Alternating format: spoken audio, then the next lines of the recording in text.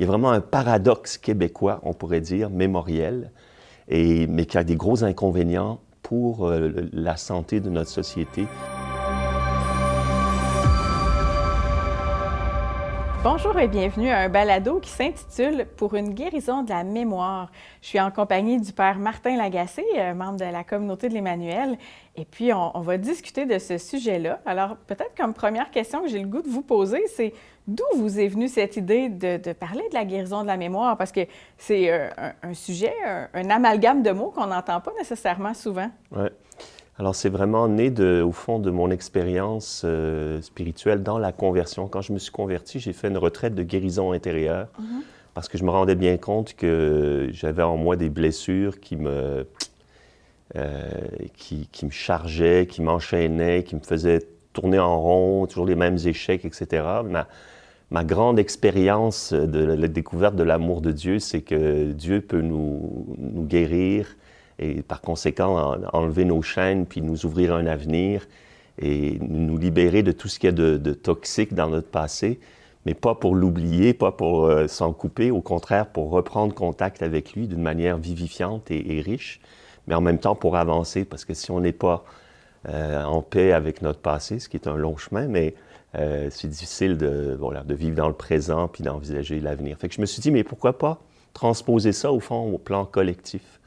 Surtout au Québec, où il y a vraiment une fracture mémorielle qui est assez impressionnante. On la retrouve un peu partout en Occident, mais quand même au Québec, il y a eu vraiment un changement sociétal très profond et un rapport avec le passé qui a été bouleversé ces dernières années. Est-ce que vous diriez que c'est plus profond au Québec qu'ailleurs ou ça a commencé avant peut-être? C'est plus contrasté qu'ailleurs parce que, en France, il y a eu mai 68. Les années 60, partout en Occident, ça a été des années de bouleversement. Puis on voit bien que notre civilisation occidentale passe complètement à un nouveau paradigme, une nouvelle vision.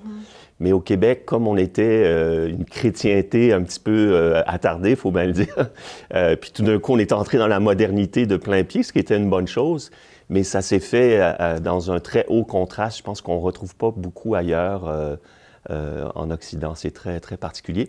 Et ce qui est aussi très particulier, c'est le rapport avec l'Église.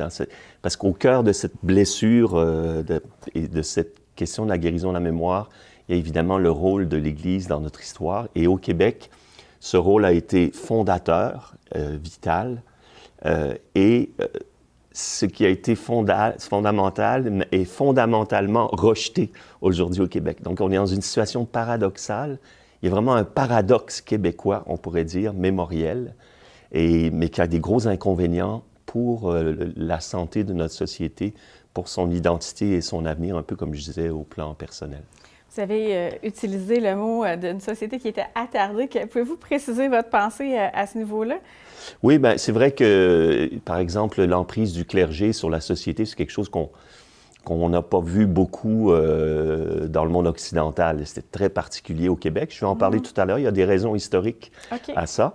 Donc, il y avait quelque chose de presque médiéval au Québec, d'une certaine manière, dans le rôle de l'Église dans la société. Ça, c'est assez particulier. OK. C'est plus dans la notion d'un certain retard là, que la société québécoise pouvait avoir face au reste du monde. Oui, et ça, c'est un mythe. Je vais en parler maintenant. Le mythe du retard du Québec, c'est faux, en fait. Mais dans la façon dont notre société était moralement et spirituellement construite, oui, là, il y a quelque chose de quand même un petit peu attardé. OK, d'accord. Alors, on va regarder ça ensemble. En fait, là, on fait ce matin la première balado ensemble, puis il y en aura d'autres. C'est une série. Alors, on pourrait commencer en regardant ensemble, c'est quoi les grandes parties de la guérison de la mémoire? On va commencer, je pense, avec un volet plus historique. C'est ça. Donc, évidemment, pour parler de guérison de la mémoire, il faut avoir une certaine vision de notre histoire, se dire, bien, s'il y a une guérison à faire, c'est qu'il y a des blessures. Où sont ces blessures? C'est ça que je vais essayer aujourd'hui, en brossant un tableau général, de voir où sont les grandes fractures, puis comment est-ce qu'on en est arrivé à ce bouleversement si radical. Ça, c'est la première partie. La deuxième, c'est comment remédier à une lecture du passé qui s'est imposée au Québec, qui est très binaire, très caricaturale, c'est-à-dire Grand Noirceur versus Révolution tranquille, qu'on est sorti d'un monde obscur et attardé, ce qui n'est pas très exact. Et puis, on a été catapulté dans un âge d'or, tu vois. Alors, comment corriger cette lecture en essayant d'embrasser toute la réalité, pas juste ce que l'Église a fait de mal et qu'on nous crie depuis 50 ans, mais puis pas juste dans le registre religieux, mais qu'est-ce qui nous permettrait de réapproprier l'intégrité? Parce que vous savez, je me souviens, qui est notre devise en anglais, j'ai remarqué ça, c'est « I remember ». Et ce verbe « remember », en fait, c'est un vieux verbe français, c'est « remembrer ». Ah, je ne savais pas. Donc, la mémoire remembre les choses qui ont été démembrées. Donc, je me souviens, si on veut faire une guérison de la mémoire, il faut reprendre toute la réalité, pas juste ce qui nous a fait mal ou ce qui s'est mal passé, ce qui a été beau aussi, les deux, et c'est comme ça qu'on remembre. Ça serait la deuxième partie. Et la troisième, c'est aussi concrètement comment passer d'une mémoire malheureuse, au fond, à une mémoire heureuse, sans passer d'une légende noire à une légende dorée. Et quels sont les moyens pratiques, et je vais en parler, là, on a un beau projet qui est en route dans la région de Québec, pour reconstruire le pont, au fond, qui a été dynamité et remettre les jeunes, surtout les jeunes Québécois, en contact avec leur patrimoine, leur héritage, la richesse de leur culture et de leur identité. Wow, ça va être super intéressant. Beau menu, vraiment. Alors, on va commencer peut-être avec quels sont les grands moments qui sont importants pour notre histoire, pour notre mémoire collective. Et puis, y a-t-il des moments plus de fracture? Puis, il y a peut-être des moments plus positifs aussi là, qui restent dans les grands moments importants. Oui, c'est ça. Alors, donc, la première grande période historique, c'est la Nouvelle-France jusqu'à la conquête britannique. La Nouvelle-France, le chanoine Lionel Groulx l'a beaucoup remise en valeur. Le chanoine Groulx, c'est un prêtre qui a décidé de prendre un peu le relais de François-Xavier Garneau à la fin du 19e siècle, puis il a dit, on a une belle histoire, on a de quoi être fiers. Surtout la Nouvelle-France a été une époque héroïque, avec des martyrs, des saints, des héros, des explorateurs. C'est extraordinaire, la richesse Et c'est un peu oublié dans notre patrimoine, où on a une vision un peu caricaturale. Puis en même temps, c'était une petite histoire, parce que quand les Anglais vont arriver ici, la population de la Nouvelle-France, c'est 70 000 habitants. C'est Drummondville. Drummondville est allé sur un continent. Bon, surtout dans la vallée du Saint-Laurent, entre Québec et Montréal. Mais c'était pas grand-chose, en fait. Mais ça a été quand même une histoire magnifique. Drummondville, c'est ma ville, là! C'est une très belle ville! Mais bon, c'est vrai qu'elle est étendue sur tout le Québec, c'est pas beaucoup de monde. C'est une petite population, voilà ce que je voulais dire. Ça donne une idée de la mesure. Je vais te faire une blessure dans ta mémoire. Absolument pas! C'est juste parce que ça m'a fait sourire, parce que je me suis dit, je pense pas qu'ils sachent que je viens de Drummondville. Voilà. Alors, on poursuit Lionel Groulx, et puis... voilà, donc cette belle histoire, mais qui quand même s'est terminée en queue de poisson avec la conquête britannique. Puis qu'est-ce qui s'est passé? Première grande fracture, évidemment, on a été coupé de la mère patrie. Évidemment, on a été sous la domination anglaise. Mais à mon avis, c'est une thèse historique qui est un peu personnelle, mais j'en ai parlé à des historiens qui m'ont dit que c'était une thèse qui était plausible, qui est difficile à démontrer, comme toute chose en histoire. C'est que, en fait, ce qui nous a surtout blessés, c'est la décapitation de notre société. Ça veut dire quoi? C'est-à-dire que à cette époque-là, on est donc au 18e siècle, on est dans l'Ancien Régime. Dans l'Ancien Régime, c'est l'aristocratie qui était ce qu'on appelle aujourd'hui les leaders. Et tant au plan religieux, administratif, militaire, c'est eux qui étaient vraiment l'âme de la société qui la faisait vivre. Or, quand les Anglais arrivent, cette aristocratie, à peu près une centaine de familles, est massivement retournée en France parce qu'elle ne voulait pas vivre sous la couronne britannique. Fait qu'on est un peuple pas juste amputé, mais vraiment décapité. Nos leaders sont partis. La tête est partie. La tête est partie. Et ça, c'est capital, c'est le cas de le dire, caput, ça veut dire la tête, pour comprendre un petit peu le drame historique du Québec. Parce que ça veut dire qu'on est un peu orphelin aussi. Et c'est ce qui va expliquer que dans le temps, l'Église va jouer un rôle de suppléance, va comme donner un supplément d'âme. Et d'ailleurs, on voit historiquement que c'est l'Église qui va être le premier vis-à-vis de l'occupant anglais. et c'est elle qui va défendre l'identité française, puis évidemment la religion catholique. Donc, et le petit peuple canadien-français qui était là, qui avait pu ses leaders, ben, va s'accrocher à cette institution, qui est une institution transnationale, qui est une institution universelle, catholique, surtout après les Patriotes, après l'échec de la révolte des Patriotes. L'Église va prendre vraiment beaucoup d'importance. Alors, des fois, on dit, ben, c'est l'Église qui a pris de l'emprise, mais en fait, c'est le peuple lui-même qui s'est confié à cette Église. Mais c'est en même temps ambivalent, cette histoire-là, parce que ce qui arrive, c'est que oui, l'Église va jouer son rôle de marraine. Qu'est-ce que c'est une marraine? C'est ben, si jamais les parents s'en vont, ben c'est, voilà, son rôle, c'est de suppléer, c'est ça, à l'absence parentale. Donc, elle va le faire, puis elle va, d'une certaine manière, bien le faire, puisqu'on va garder notre identité française et catholique contre un occupant britannique qui veut nous anglo-protestantiser. Okay. Et donc, elle va le faire. Mais l'inconvénient, c'est qu'elle va prendre une place dans la société qui n'est pas normale pour une Église. C'est-à-dire, elle va s'investir dans tout le champ social. C'est la famille, la paroisse, les institutions éducatives, la santé, tout ça. Donc, l'Église va devenir omniprésente. Les évêques vont comme prendre une posture très politique parce qu'ils vont défendre ce petit peuple contre cet impérialisme, mais ça va le mettre dans une posture très politique aussi. Et c'est ça que, dans la durée, va finir par créer, je pense, c'est un peu ma lecture, un carcan qui va devenir à un moment donné insupportable. C'est-à-dire que l'Église va être trop puissante. Et il va même aller jusque dans les consciences avec l'arme, je dirais, morale et spirituelle. Et ça, à un moment donné, c'est devenu pour beaucoup de gens intolérable. Il faut le comprendre, ça. Donc, c'est ça l'ambivalence du rôle de l'Église, un rôle positif de salut national, mais un rôle négatif d'une posture ou d'une emprise trop forte, qui n'est pas dans son rôle naturel, d'ailleurs. C'est pas à l'Église d'être la maîtresse de la société. Elle doit être sa conscience, elle doit être dans la patte de la société, mais c'est pas à elle de la gouverner, peut-être, même s'il y avait quand même des institutions politiques légitimes, etc.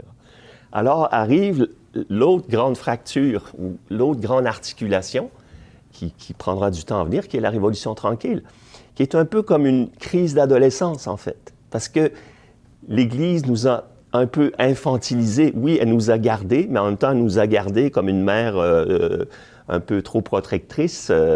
Et là, il va y avoir une réaction de toute une nouvelle génération, les boomers, etc., qui vont dire, ben ça marche plus. Le monde entier est passé à un nouvel paradigme social, à un nouvel type de société. Le Québec veut entrer dans la modernité. Donc, c'est très légitime. Et puis, l'Église l'a bien compris, d'ailleurs, parce que l'Église ne sait pas... c'est tout à son éloge, là. C'est pas crispé sur cette position. On l'a vu, on a transmis les institutions scolaires, sanitaires, on a passé ça aux laïcs, au gouvernement. Mais ce qui est arrivé, c'est que ce repositionnement, qui aurait pu être salutaire, intéressant, de repositionner l'Église dans son vrai rôle spirituel et puis redonner aux laïcs et à l'État son rôle plénier, en fait, ça s'est transformé dans une embardée anti-chrétienne. Et on a, depuis 50 ans, déchristianisé le Québec, mais de A à Z. Si effectivement il y avait une emprise sur la conscience, maintenant, on ne veut plus entendre parler de l'enseignement de l'Église pour éclairer notre conscience.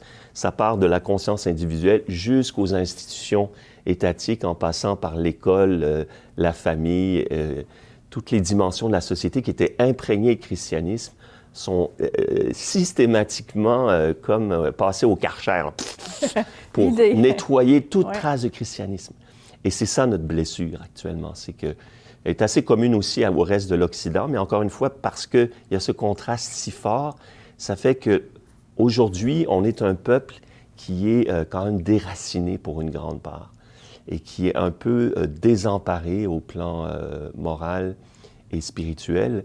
Donc, cette révolution tranquille, cette modernisation, faut voir, c'est quand même extraordinaire, là, tout ce qui s'est passé, par exemple, pour le statut de la femme, il y a eu vraiment une émancipation qui s'est faite, l'accès à l'éducation, l'émergence d'une nouvelle bourgeoisie commerciale, des grandes réussites industrielles, artistiques, les Québécois partout dans le monde. Donc, c'est vraiment un printemps, d'une certaine manière, mais là aussi, il y a une grosse ambiguïté, parce que ça s'est fait justement par rupture avec le monde dont on provient. Et du coup, ben, ça fait comme... Moi, j'ai souvent l'image de la société québécoise comme des beaux gratte-ciels, des beaux buildings, mais qui sont bâtis sur le sable. C'est-à-dire qu'au plan humain, il y a vraiment eu un appauvrissement. Et pour moi, comment mesurer ça, c'est par le thermomètre de la famille.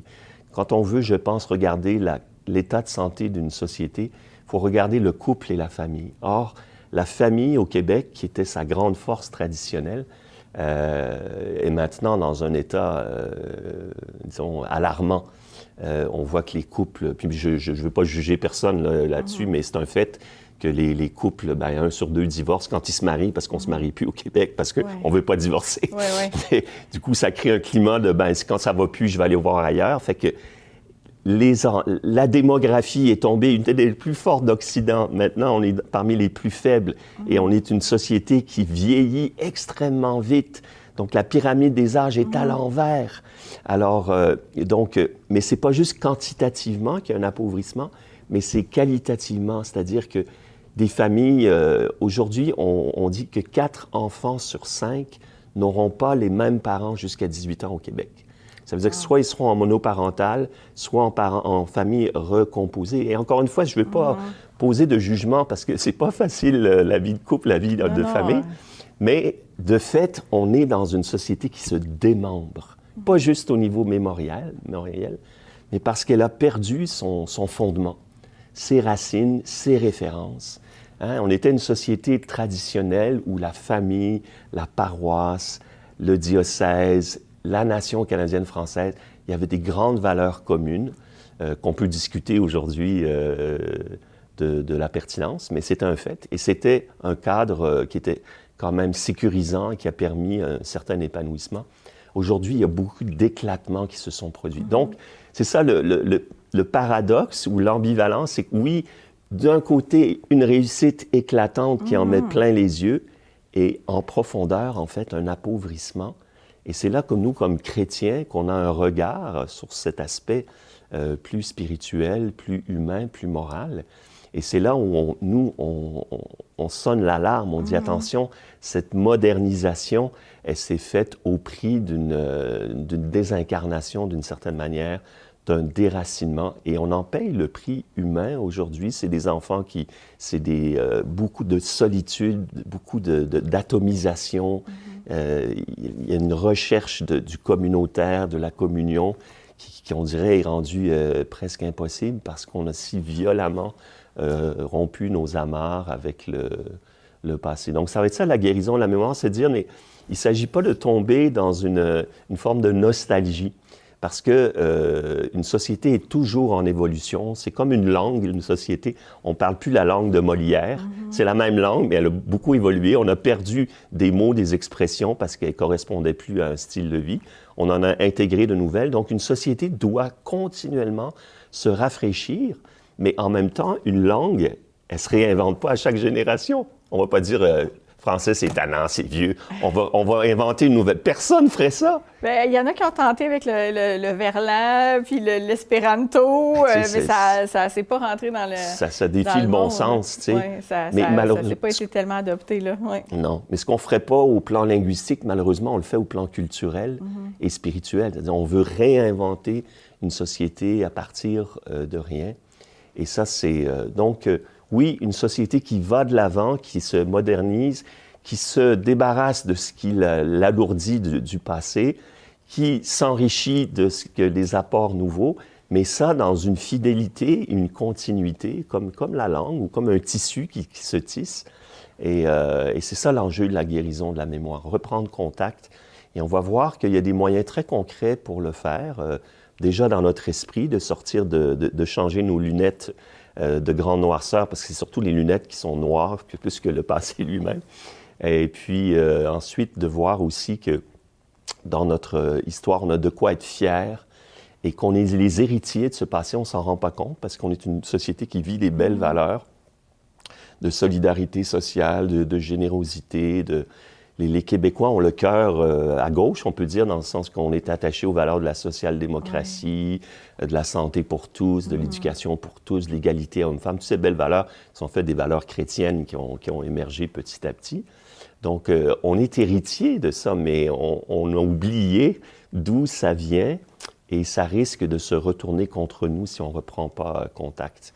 J'avais un professeur de philosophie qui m'a vraiment marqué, puis il disait que dans la vie, il faut savoir d'où on vient pour savoir où on va. Et puis, lui, il disait c'est l'enjeu primordial, puis c'est un peu ce que vous nous partagez ce matin. On est en train de regarder d'où on vient. Puis c'était vraiment intéressant, là, comme je réalisais pas à quel point c'était un petit peuple, dans le sens de pas beaucoup de gens qui a donné jusqu'à aujourd'hui notre société québécoise qui rayonne aussi, là, beaucoup dans le monde et tout ça. Fait que, ouais, donc ça va être ça dans nos prochains balados. J'imagine on va pouvoir approfondir ces aspects-là, de voir où est-ce qu'on s'en va, c'est bien ça? Oui, c'est ça. Un petit peuple qui, étonnamment, a explosé après. C'est curieux, c'est sous la domination britannique, un peu comme les Hébreux. Ils sont partis, ils étaient 70 quand ils sont allés en Égypte, et puis ils sont devenus des centaines de milliers dans l'esclavage de l'Égypte. Et puis à un moment donné, il a fallu qu'ils fassent leur exode, qu'ils sortent pour retourner, en fait, vers la terre promise. Donc c'est un peu ça aussi. Moi, j'aime bien Moïse sous l'angle... Je pense que Moïse, il a vécu une guérison de la mémoire. Okay. Parce que quand il était au désert, il avait été rejeté il avait dû quitter son peuple hébreu qui était persécuté. Ensuite, il a quitté sa famille d'adoption en Égypte parce qu'il était accusé de meurtre. Et il était au désert avec des troupeaux. Et puis, au buisson ardent, il y a Dieu qui lui dit une parole extraordinaire. Il dit « Je suis le Dieu de tes pères, le Dieu d'Abraham, d'Isaac, de Jacob. Tu n'es pas orphelin, tu n'es pas déraciné. Je ne t'ai pas oublié et je t'envoie vers ce peuple pour qu'il retourne vers la terre de l'héritage. » Et c'est ça, un peu la guérison de la mémoire. Je pense que c'est une œuvre de libération pour retourner vers la terre promise de notre identité profonde pour un avenir plus riche et plus beau. Alors, un petit mot pour nous donner le goût de notre prochaine capsule, parce que je pense qu'on va conclure maintenant. Alors, on va parler la prochaine fois de l'historiquement correct, qui est le